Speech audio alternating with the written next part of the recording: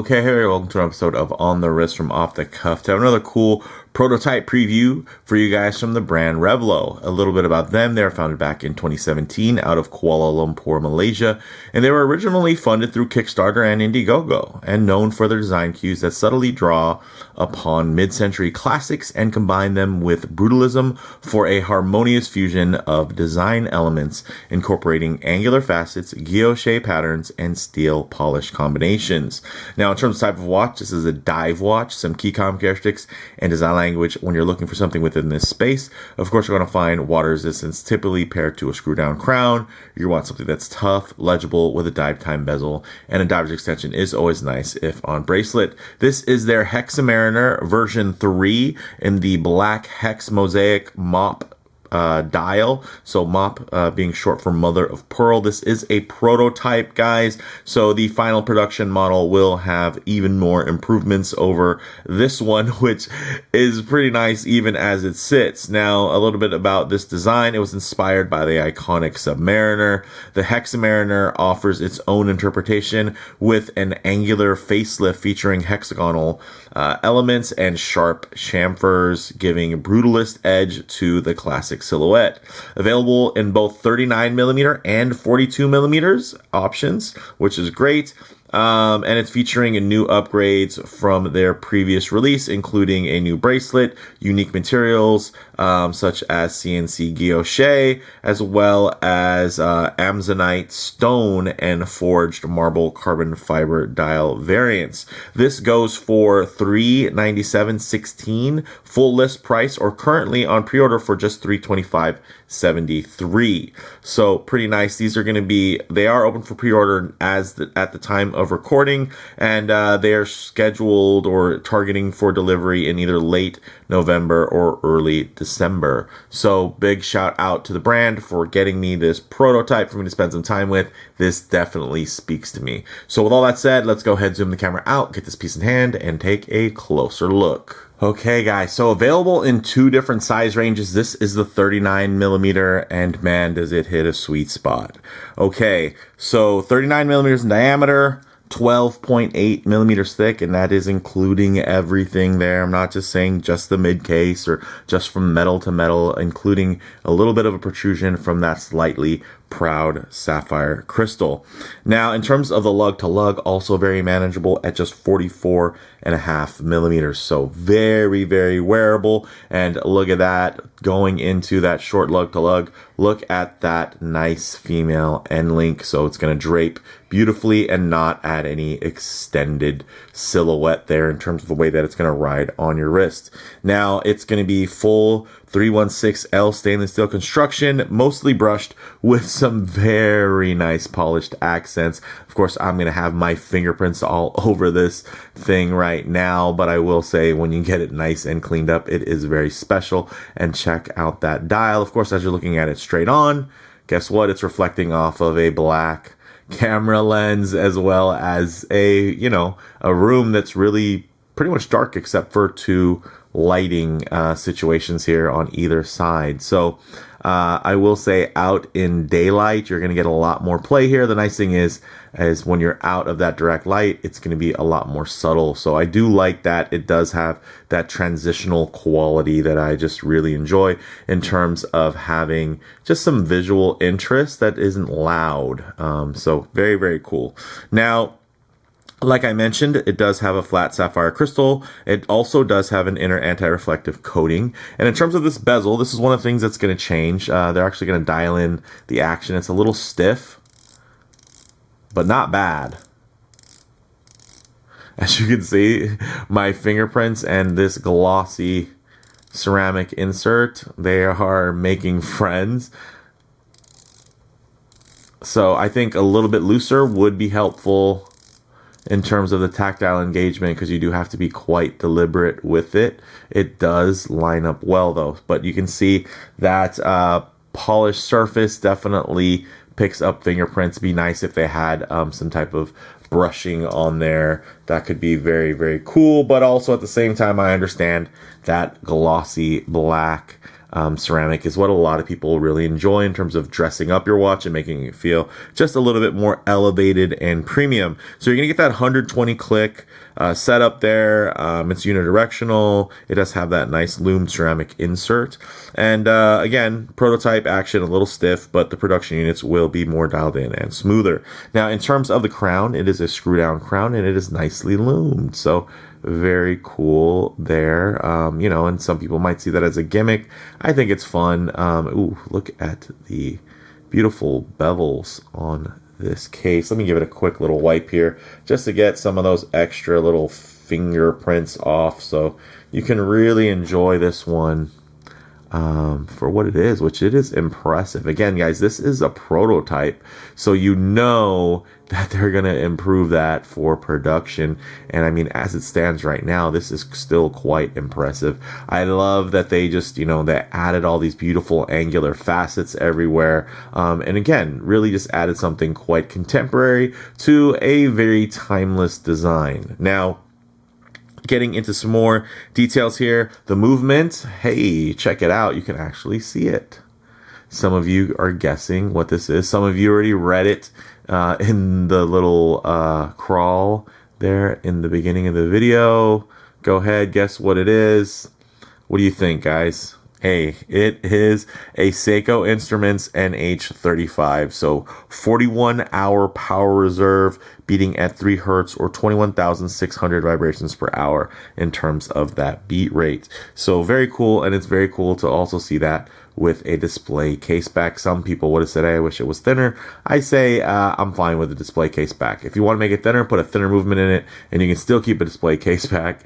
And then also it'll make it feel a bit more premium as well. Not that there's anything wrong with the NH35. It's just, you know, again, it's more of the standard versus that elevated choice. Whereas I feel like they made so many elevated choices with the execution of this piece that it would make sense that they gave it a more elevated movement option. And it's that good in terms of not just the execution, but even the bullet points and specs here when we're looking at this piece. So very, very cool. Now, in terms of the dial here, star of the show, guys, that Mosaic black mother of pearl dial, very cool. Check it out. There's, you know, it's not overly aggressive in terms of the colors, the reflections, the little pops there. For me, I think it looks quite organic and flows quite well and doesn't come off as anything too loud or flamboyant. Now, the water resistance on here, it's a serious diver with 200 meters of water resistance or 660 feet.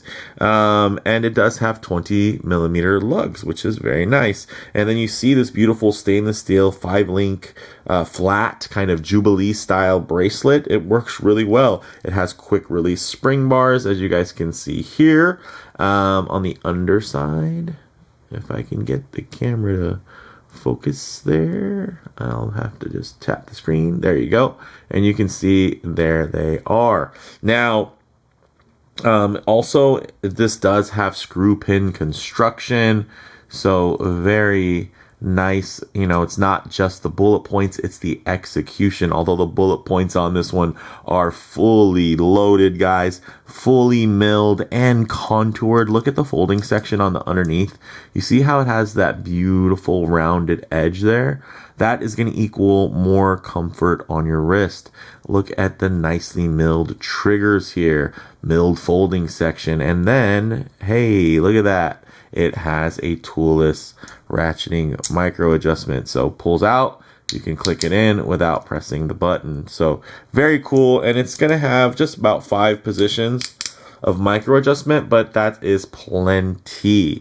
Now, of course, this is a prototype, so if you see it stick every once in a while in terms of the articulation here, it's just due again to it being a prototype and it not have gone, you know, the machining and the tooling hasn't gone through a full run. So there's going to be some sticky tolerances on there just for the prototype. I'm just giving it a quick wipe because it does have those nice center links that are high polished.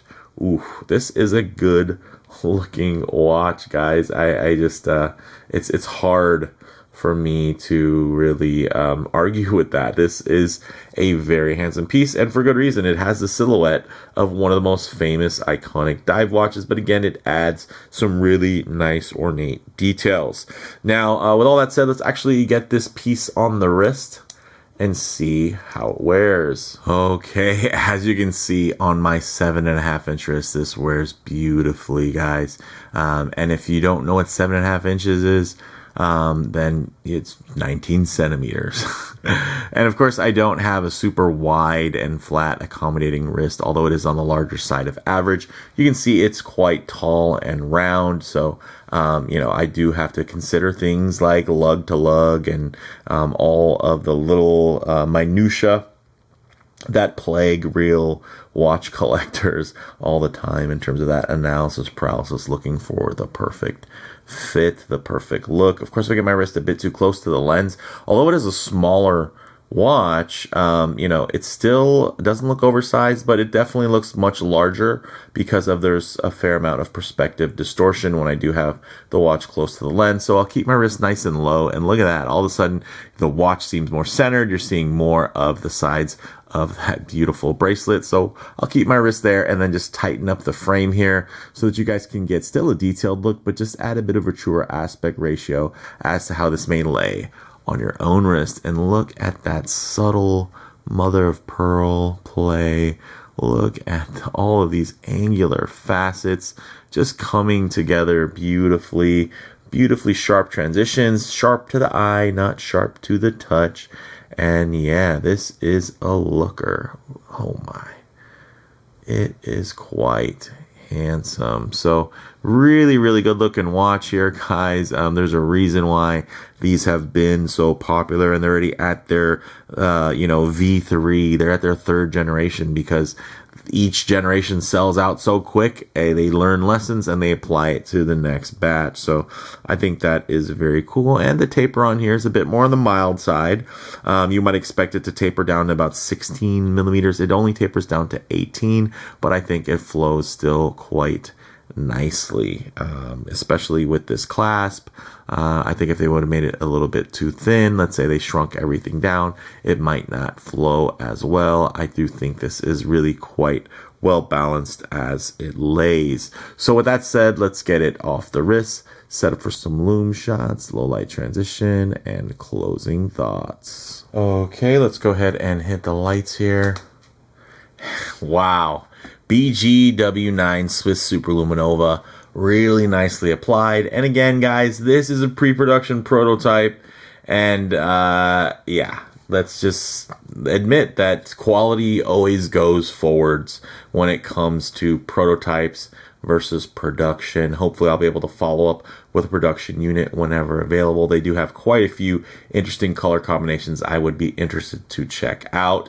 But one thing I always like to work in is going to be a bit of a low light transition, because you're not always going to be out in the middle of a field enjoying direct sunlight. A lot of times you're going to find yourself coming out of buildings, walking underneath overhangs, or just hanging out underneath the shade of a tree. So it's nice to see with these colors, textures, and finishes render like in less than optimal lighting. And as you guys can see here, guys, ooh, this just does it. Look at that dial, the play on it. And I like how subtle it stays. It's not in your face, mother of pearl shouty, but it does have fine details that can draw your eye in. And of course, it all fits within the theme, the angles, the facets, that honeycomb texture, that pattern. It just goes along with, again, adding the angles, the facets, the bevels here, the flat link combo that really accentuates what typically would just be more of a 5-link Jubilee. Gives it kind of that hexed style that I really enjoy. And you're getting this straight out of the box. It's not like you're buying this aftermarket bracelet to really punch it up. Like, it comes punched up from the factory, and I have to say that is just cool. I mean, look at it. And this is the most tame variation, right? Black and steel, and it somehow still finds ways to be quite interesting visually. And my goodness, the contrast on this Lume it is potent. All right, so let's go ahead, get everything going back on here and get into some closing thoughts. Now, on the wrist, compact, borderline mid-sized in terms of the wear profile, guys. So for those of you that really prefer a smaller, more vintage-inspired watch, the small part, this is going to key into that vintage-inspired, not so much, but classically inspired, absolutely. Now, that smaller dial does keep proportions tightly tailored, and it is very comfortable on the wrist with plenty of complex details that really do pop. Now, in terms of model variants, check the site links in the description for the current options and availability, because, of course, this is pre-production. Things can change. Now, in terms of comparable models, guys, the $500 and under microbrand diver space is very competitive, but I still think that this handsome little Revelot stands out among a sea of other well-spec'd, value-focused offerings. And that is just cool because it's hard to stand out in a space like this. Not only does it stand out, it still gives you a nice dose of familiarity to where you recognize these design cues, but it's not necessarily just a complete one-to-one of something else that's also desirable. They're giving you other things to add to that desirability, and these things are unique to this platform.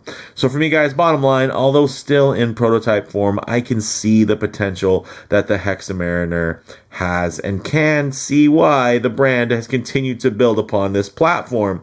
Similar to the Terra field watch I reviewed from them towards the beginning of the year, this is so well designed and executed that it has me fantasizing about a more expensive version with an elevated movement choice, right? Like, and I'm not just talking about a Miyota 9000 series. That would be great too, and I would definitely pay a little bit more for that, but I'm talking this thing's nice enough to where you could put like a Lejeune Perret G100 in here. Like this, it's that good. Like, I think that this could justify a decent increase because of how well it's constructed. And again, that's obviously judging off of the fact that this is a prototype, and I do expect the production models to be much cleaner and nicer. And not that this has a lot of rough edges by any means, but I just understand that typically there's going to be a certain elevation that comes after prototyping. Now, so yeah, this is cool. And I mean, it just has me in this weird place. It doesn't happen often, but it does happen.